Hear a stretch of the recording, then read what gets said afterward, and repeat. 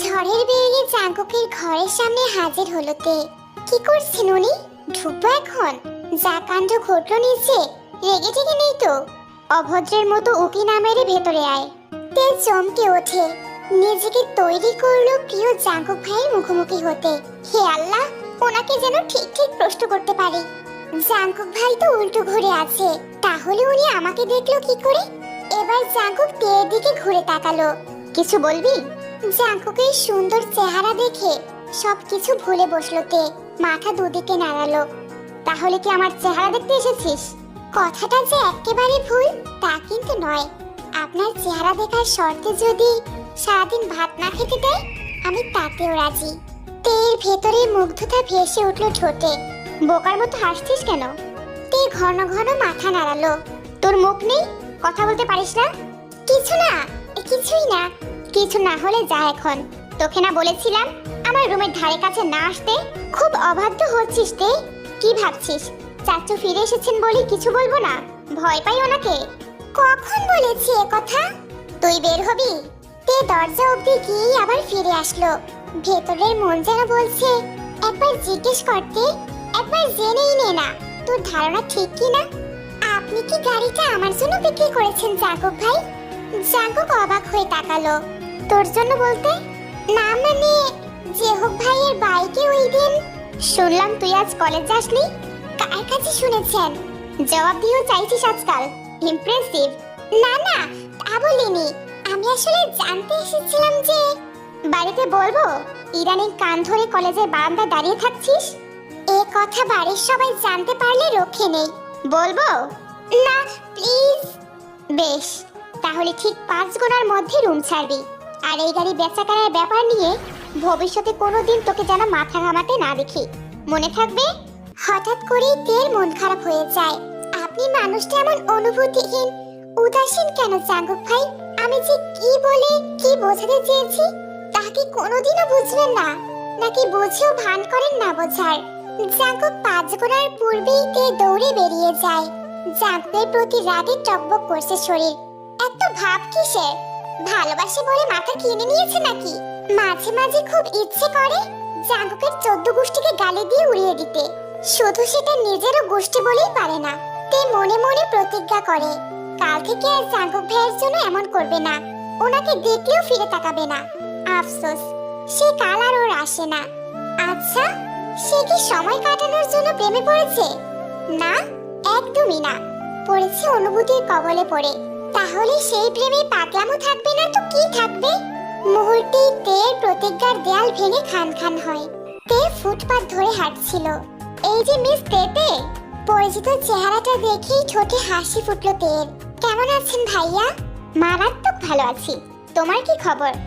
এই তো আলহামদুলিল্লাহ। আজকাল বাসায় কেন যাচ্ছেন না? সব বলবো, আগে তুমি গাড়িতে এসো, আমি তোমাকে পৌঁছে দিচ্ছি। তে বিনা দ্বিধায় গাড়িতে উঠে বসলো। সুগার জাঙ্কুক ভাইয়ের ছোটবেলার বন্ধু, একেবারে গলায় গলায় দোস্তি। মাঝে মাঝে তো এই সুগাকেও হিংসে হয় তের। জাঙ্কুকের কলিজার টুকরো হচ্ছে এই ভদ্রলোক। এত মাখো মাখো প্রেম এদের। এর এক ফোঁটা যদি ওর প্রতি থাকতো। কি নিয়ে ভাবছো তেতে? না, তেমন কিছু না। আচ্ছা, আপনি বাড়ি আসেন না কেন? বললেন না তো? দুটো কারণে যাই না।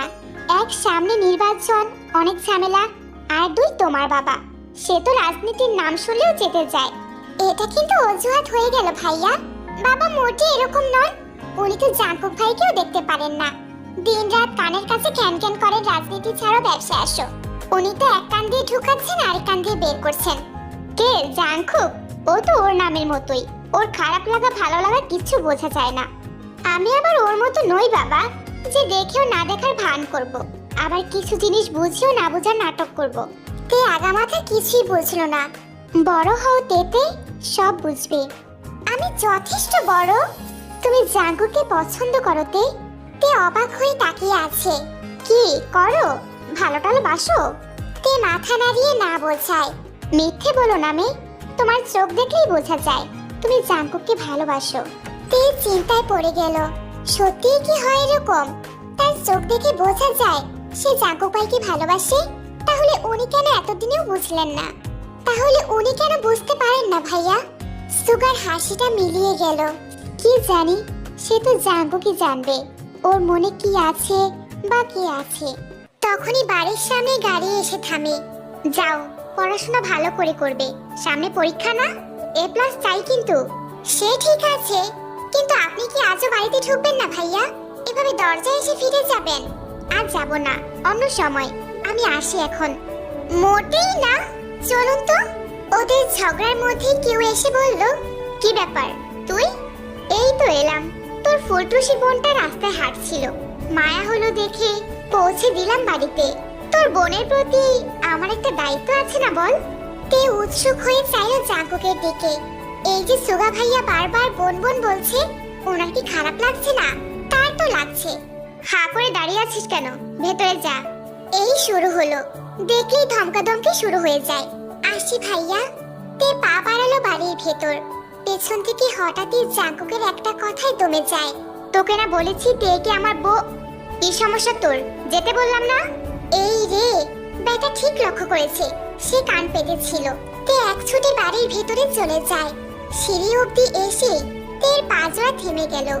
জিমিন বসার ঘরে জানালা ঘেঁষে দাঁড়িয়ে আছে, পর্দা আগলে উকি দিচ্ছে। কি দেখছে এভাবে? জিমিনের দৃষ্টি অনুসরণ করে বাইরে দেখলো, সেখানে সুগার জাঙ্কুক ভাই ব্যতীত কিছু চোখে পড়লো না। সুগার জাঙ্কুক ভাইয়া আলোচনায় ব্যস্ত। তাহলে এইভাবে কি দেখছে মেয়েটা? কি দেখছিস? ভূত দেখার মতো চমকে চাইলো জিমিন। চোর ধরা পড়ার মতো চেহারা তার।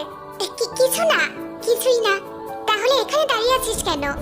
জিমিন কিছু না বলে দড়িঘড়ি করে ঘরে চলে যায়। তে ব্যাক কলের মধ্যে সেদিকে চেয়ে থাকে। ঘরে গিয়ে তে ঘুমিয়ে পড়ে। প্রায় 2 ঘন্টা পর জিমিন ওকে ডাকে। এই তে, তোর স্যার এসেছে। তে তাড়াহুড়ো করে পড়ার টেবিলে যায়। কেমন আছো? ভালো আছি স্যার, আপনি? তোমার চুলের এই অবস্থা কেন? ঘুমিয়ে পড়েছিলাম একটু। তাও খারাপ লাগছে না দেখতে। যাকে কি পড়বে আজ? কেমিস্ট্রি? আপনার যা ইচ্ছে। তুমি তো কেমিস্ট্রিতে ভালো, রিয়েল লাইফেও কি ভালো? তে বোঝেনি।